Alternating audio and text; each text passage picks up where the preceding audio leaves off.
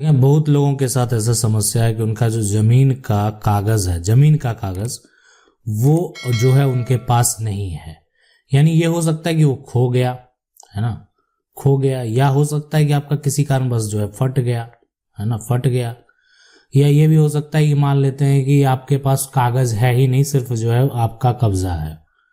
ये भी हो सकता है कि जो है कब्जा आपके है लेकिन आपको पता नहीं है कि ये जमीन जो है किसकी है, लेकिन आपको जो है ये पता है, ठीक है, किसके नाम पर है, लेकिन जो है ये पता है कि आपके पूर्वज की ही जमीन है, उसी पर आप हैं। बहुत लोगों के साथ ये भी समस्या है, और उनको पता नहीं है कि जमीन अभी वर्तमान में किसके नाम पर है, लेकिन वो जो है उस पर कब्जे में है। अब उन्हीं के लेकिन पूर्वज के नाम पर, किन्हीं के नाम पर है, ना वो रसीद कटा रहे हैं, ना सरकार को टैक्स दे रहे हैं। उस केस में, सारे केस में क्या हो सकता है, कहां से कागज बनेगा, कहां से कागज लाएंगे आप, कहां से कागज लाएंगे आप, कैसे लाएंगे, आपको किस प्रकार जमीन का दस्तावेज मिलेगा। देखें, अगर आपके पास दस्तावेज है, आपके नाम पर जो है, आपके पास कोई कागज ना हो लेकिन सरकार के रजिस्टर में अगर आपका नाम दर्ज है तो वही आपका दस्तावेज है। कभी भी आप उसको नकल प्राप्त कर सकते हैं। कोई जानकारी लेना चाहे तो वो जाके जानकारी पता लगा सकता है कि ये आपकी संपत्ति है। तो आखिर ये सभी केस में करना क्या पड़ेगा। देखें, सबसे बड़ी बात है कि अगर जिनके पास जमीन का कागज खो गया, फट गया, जल गया, जो भी हो गया है, नहीं है, लेकिन जमीन उन्हीं की है, तो सबसे पहले तो आप अपना नक्शे में जो है उस प्लॉट के नंबर को देखें। मान लेते हैं जो जमीन को आप ढूंढ रहे हैं, जिसका कागज ढूंढ रहे हैं, अगर उस प्लॉट का नंबर 100 है नक्शे में, जमीन के नक्शे में, नक्शा तो आपको कहीं प्राप्त चल जाएगा जिस क्षेत्र से आप हैं, नहीं तो वहां का जो क्षेत्रीय अमीन है उससे प्राप्त हो जाएगा। तो उस नक्शे में जो आपका प्लॉट नंबर है उससे आप नकल जो है कार्यालय में, जो आपके राजस्व के रेवेन्यू कार्यालय है, ठीक है, जो नजदीकी कार्यालय हैं, वहां के जो कर्मचारी पटवारी हैं, आप उनसे वो प्राप्त कर सकते हैं। ठीक है, कि आखिर ये प्लॉट जो है इस क्षेत्र का वो किसके नाम पर है। हो सकता है इसको ऑनलाइन भी जो है डाला गया होगा कि लगभग राज्य का वो जो है सारा जो इंफॉर्मेशन है वो प्लॉट नंबर के आधार पे भी आप ऑनलाइन ढूंढ सकते हैं। तो वो भी आप पता कर सकते हैं कि आखिर इसमें वर्तमान जो है किसके नाम पर है। अगर वो आपके पूर्वज के नाम पर है तब आप उसका नकल जो है, ठीक है, संपत्ति जो है पैतृक है, खतियानी प्रॉपर्टी है, तब आप उसका खतियान जिला अभिलेख से प्राप्त कर सकते हैं।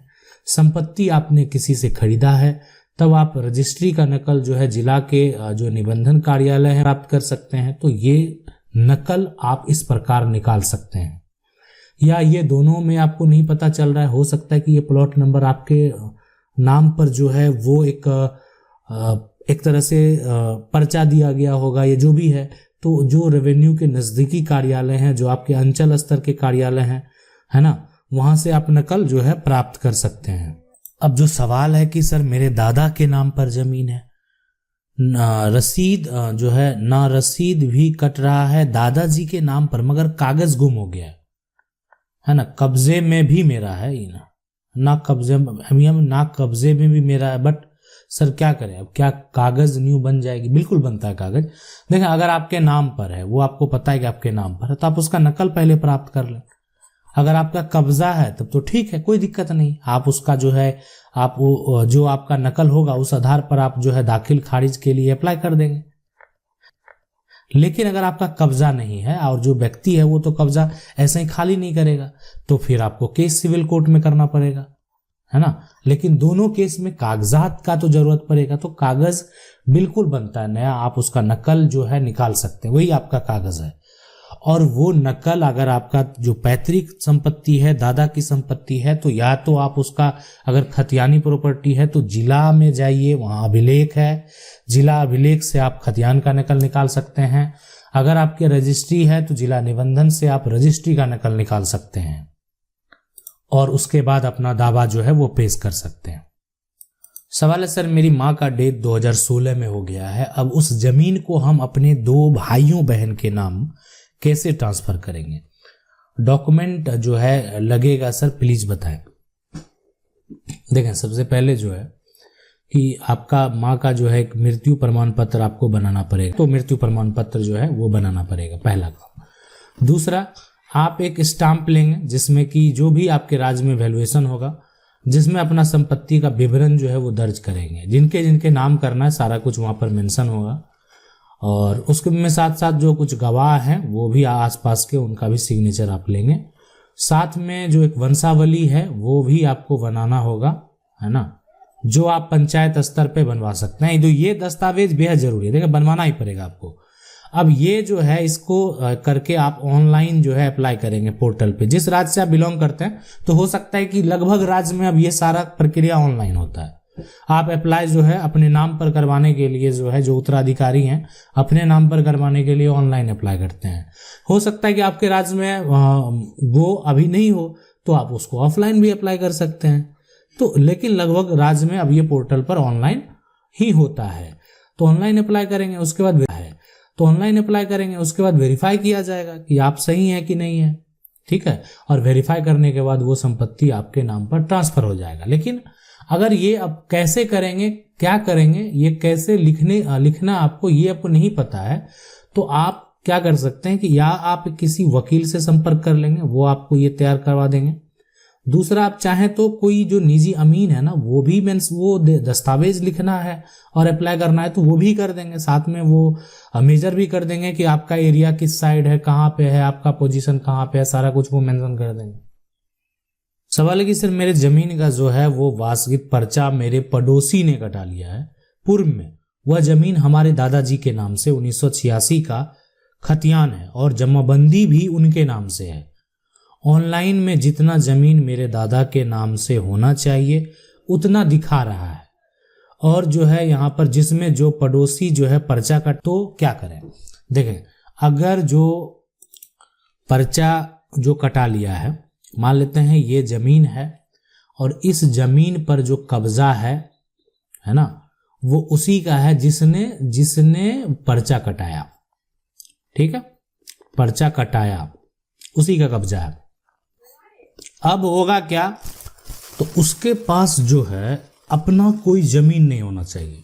अगर नहीं है, ठीक है, तब वो मान्य होगा। देखें, ये इसलिए कि अगर उसका कब्जा भी है और वो भूमिहीन है तो उसको तो मकान बनाने के लिए कोई दूसरा जगह है नहीं, उसी का कब्जा है, वो मकान बना के रह रहा है, तो फिर आप इसको रद्द जो है इतने आसानी से नहीं करवा सकते। जब पर्चा बन चुका है तो इसका मतलब है कि वो लंबे समय से उस जमीन पे कायम था।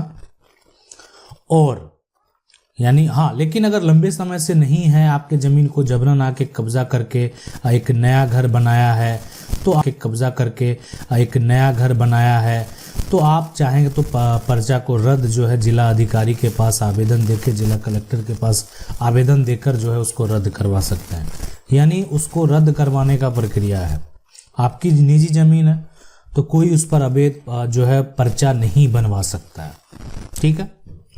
तो रद्द कराने के लिए आपको जो है जिला के जो जिला कलेक्टर हैं या कहीं एडीएम है, एडीएम के पास भी आप आवेदन कर सकते हैं, है ना। जिस राज्य में एडीएम जो बैठते हैं तो आप उनके पास आवेदन करके उस पर्चा को रद्द करवा सकते हैं।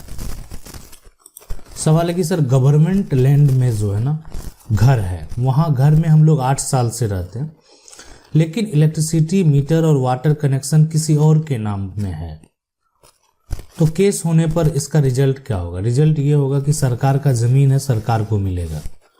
सरकार की जमीन जो है वो सरकार को मिलेगा कि एक तो सबसे पहले 8 साल से आप, ठीक है, 8 साल से आप उस पर रह रहे हैं, कम से कम 30 साल से आपका कब्जा होता तो एक आप अपना दावा भी पेश कर सकते हैं। तो सरकार की ज़मीन है, सरकार उसके मालिक है। आपको डिपेंड करता है कि सरकार वो आपको ज़मीन देना चाहते हैं या नहीं देना चाहते हैं। नहीं अगर वो देना चाहते हैं तो वो ज़मीन जो है वो जब एक तरह से सरकार के द्वारा कोई भी योजना चलाया जाएगा तो अतिक्रमण हटाओ योजना ही हो किसी राज्य में, अवैध अतिक्रमण जो सरकारी ज़मीन पे लोग करते हैं तो उसको हटाने का जब आदेश होगा तो आपको नोटिस किया जाएगा। आप खुद नहीं हटेंगे तो आपको जबरन हटा दिया जाएगा। ये सब प्रक्रिया होता है। सवाल है कि एक बाप के 4 बेटे हैं, बाप ने एक बेटे की पत्नी के नाम पूरी संपत्ति कर दे तो अन्य 3 बेटे को संपत्ति कैसे मिलेगा, प्लीज बताओ। देखिए, अगर पिता का जो पैतृक संपत्ति है, पिता का संपत्ति जो है ना ये पैतृक है, पैतृक संपत्ति पिता पत्नी के नाम अगर कर देंगे तो उसका मान्यता नहीं होगा, इसलिए कि पैतृक संपत्ति में हिस्सेदार उनके बेटे भी हैं, बेटे का अधिकार है। और पिता अगर उस बेटे का अधिकार को अगर वो नहीं देना चाहते हैं तो बेटा अधिकार कानूनी तौर पर ले लेगा। यानी पिता अगर पत्नी के नाम कर दे या किसी अन्य को बेच भी दे और बेटा दावा पेश करे, ठीक है, कि मेरे कोई ज़रूरत नहीं है, कोई नीड नहीं है, बेटा बालिग है और बेटा दावा पेश कर रहा है कि पैतृक संपत्ति पिता जो है अपने ऐशो आराम के लिए बेच रहे हैं, तो उस तरह का डीड को आप कैंसिल करवा सकते हैं और संपत्ति वापस पा सकते हैं, अपने हिस्से की संपत्ति आप प्राप्त कर सकते हैं। मतलब एक उत्तराधिकारी जो है वो अपने हिस्से की संपत्ति कानूनी तौर पे प्राप्त कर सकता है। पिता का अगर कोई ऐसा संपत्ति है जो कि निजी है, पिता ने खुद की कमाई से संपत्ति खरीदा है और वो अपने पत्नी के नाम कर रहे हैं, तो फिर आप कुछ नहीं कर पाएंगे, कितना भी प्रयास कर लें आप कुछ नहीं कर पाएंगे। आशा